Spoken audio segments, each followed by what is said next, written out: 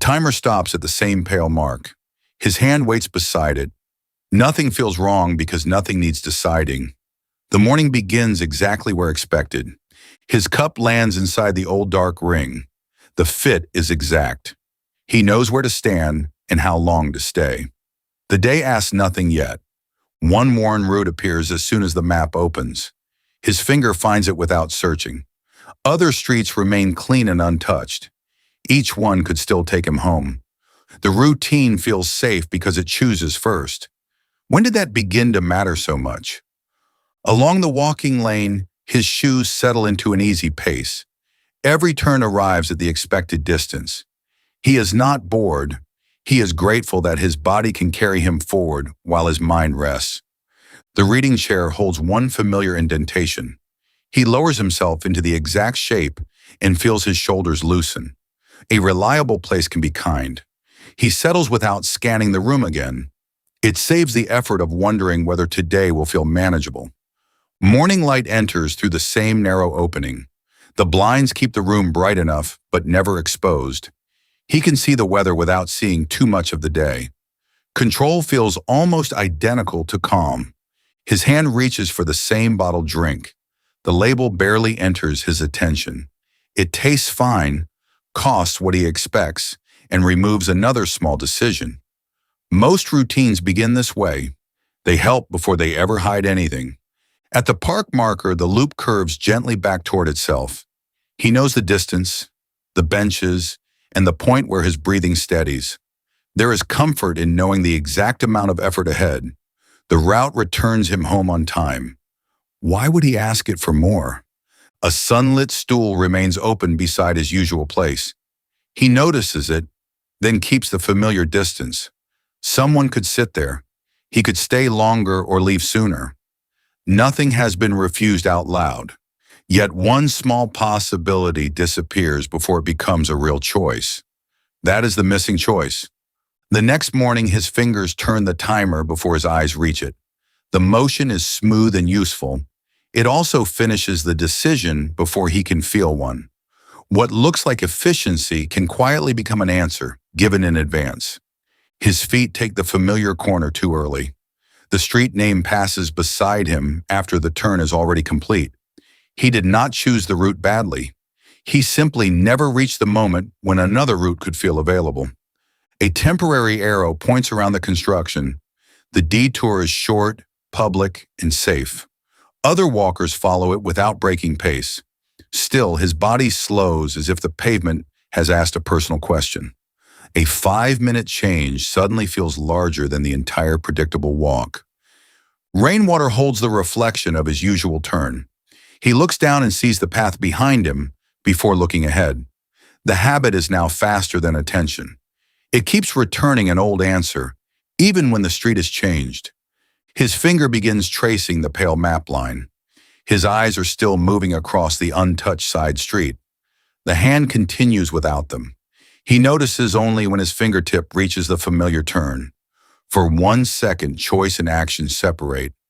The map is no longer only helping him travel.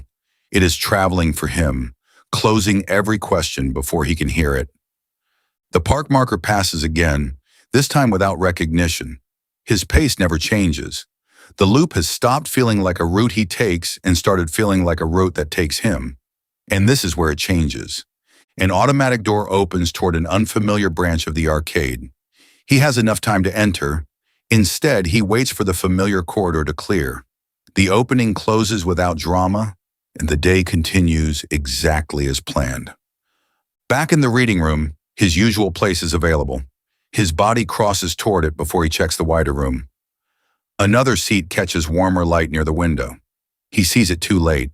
The calm arrives quickly. So does the missing choice. He feels safe partly because nothing is allowed to ask what he wants. The cooler aisle offers a full row of ordinary options. His hand rises at the same height as yesterday. He is not comparing price or taste. When did certainty replace taste? The body has learned that certainty feels better than preference, even when the difference is tiny. The curtain cord stops at its usual point.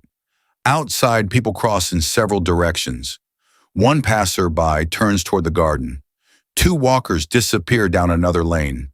Inside, only one thin section of that movement can be seen. The room is protected from surprise, but also from evidence that other directions remain ordinary. The harder part comes later. At the cafe ledge, the dark ring waits for his cup. His wrist begins the familiar drop, then pauses above it. No one is watching. Nothing prevents a different spot. The empty circle looks less like proof that he belongs and more like a mark that expects him to repeat himself.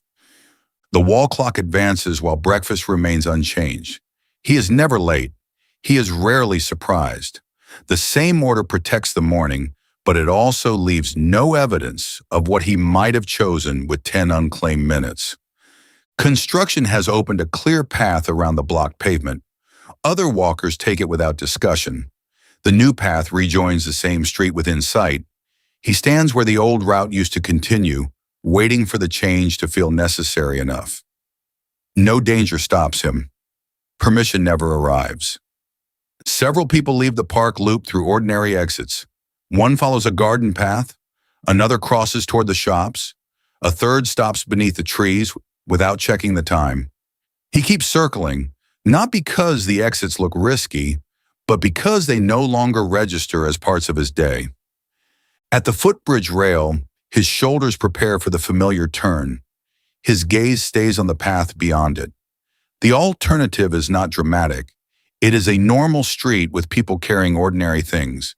The body and the eyes point toward different lives for a brief moment. That is when the cost becomes visible. His pace falters before the usual corner. The worn edge of each shoe tilts his step toward home. Years of repetition have entered the body. A route can become so practiced that leaving it feels like losing balance. Open places remain around the reading room, but he stands near the entrance. Someone now occupies his familiar corner. Without the exact condition he expects, the whole room feels less usable. He considers leaving before settling in.